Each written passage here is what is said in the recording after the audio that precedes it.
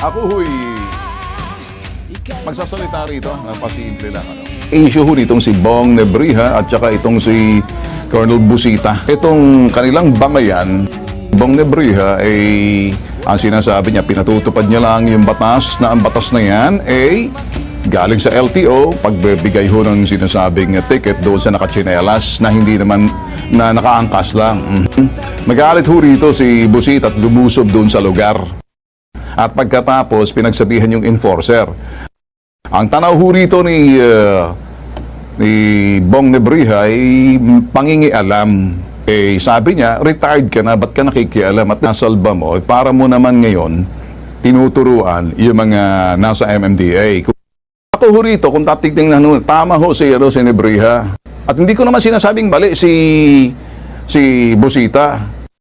Pero kung titingnan mo, kung tama si Nebriha rito, anong ginagawa ni Busita para mangialam doon sa trabaho ng mga law enforcers na parang sasabihin natin, totoo may mga abusado si Raulo, bastos, kotongero ng mga enforcer. Pag natin i-interpreta ang batas, Colonel Busita, nakikinig ka ba? Mr. Bentulfo, tatlo lamang po ang tugon na ibibigay ko po sa inyo.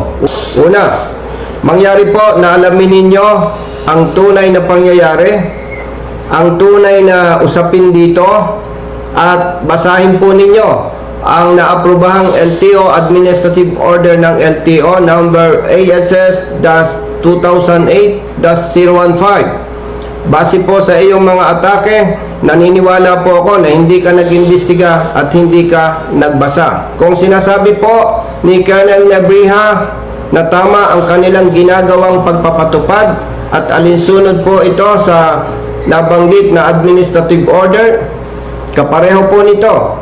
Para na rin niyang sinasabi na ang LTO at ang HPG ay hindi tama ang ginagawang pagpapatupad.